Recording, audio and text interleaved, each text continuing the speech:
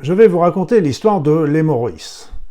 C'est une guérison miraculeuse qui aurait été faite par Jésus-Christ et qui est relatée dans les évangiles, mais qui m'a fait beaucoup réfléchir. Cette histoire raconte qu'une femme souffrait de saignements mal placés, hémorroïdes. On peut imaginer que c'est en rapport avec des hémorroïdes qui la faisaient atrocement saigner, peut-être souffrir également, et donc elle n'avait trouvé aucun traitement depuis beaucoup de temps. Et cette femme a appris que Jésus allait venir dans le village voisin et elle s'est dit « Je vais aller voir Jésus parce que si je vois Jésus, je suis sûr qu'il va me guérir. » Alors voilà arrivé le jour où Jésus arrive et pour sa plus grande surprise et tristesse, elle s'aperçoit que Jésus n'est pas tout seul, il est entouré par une foule. Et donc elle se sent pas d'aller se rapprocher de Jésus pour lui expliquer son problème mal placé. Et donc elle se dit, bon puisque c'est ça, je vais m'approcher de Jésus et si je touche son manteau, eh bien à ce moment-là, je serai guéri.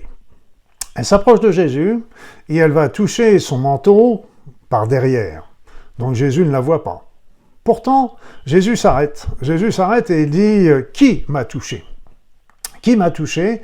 Et puis donc tous les apôtres ils disent « Mais comment tu veux qu'on sache?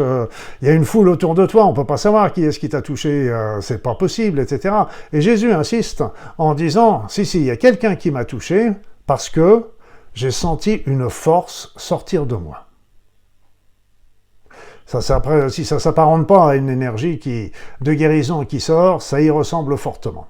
Et puis, à la fin, donc à force d'insister, la femme finit par expliquer que c'était elle qui avait touché le manteau, elle explique son problème, et puis elle explique comme quoi elle a senti immédiatement qu'elle avait guéri, quelque chose s'était passé en elle, et comme souvent dans les histoires miraculeuses de Jésus, Jésus lui dit « Va ma fille, ta foi t'a guéri ». Alors, le mot foi, évidemment, quand c'est raconté dans un cadre religieux, c'est la foi en Jésus, c'est la foi en Dieu, c'est la foi... Bien sûr, on peut tout à fait l'analyser comme ça, et c'est certainement très vrai sur un certain plan, c'est sûr. Mais aussi, on peut l'analyser d'une manière différente, plus exactement complémentaire. C'est-à-dire de se dire, ok, mais cette femme, elle est allée voir Jésus parce qu'elle était sûre que Jésus allait la guérir. Elle avait la foi en sa guérison. Et donc, cette foi en guérison lui a donné aussi une force importante qui lui a permis de guérir. Ça veut dire quoi? C'est-à-dire que les thérapeutes, les médecins accompagnent toujours les personnes sur la voie de la guérison. Mais ce sont toujours les personnes malades qui guérissent. Elle a fait tout un chemin, un cheminement qui l'a amené à se dire « Si je vois Jésus, il va me guérir ». Donc Jésus a été le dernier intervenant, si je peux dire, et lui a transmis une énergie, un soin. Et ce soin lui a fait basculer vers la guérison, mais le mouvement avait été initié essentiellement par la foi en sa guérison, la foi en divin, certainement aussi, parce que les deux, la spiritualité est aussi un élément important, mais Jésus a été le facteur déclenchant le mouvement. On pourrait analyser que le mouvement a été fait surtout par cette femme, par tout ce cheminement psychologique et spirituel qu'elle avait fait.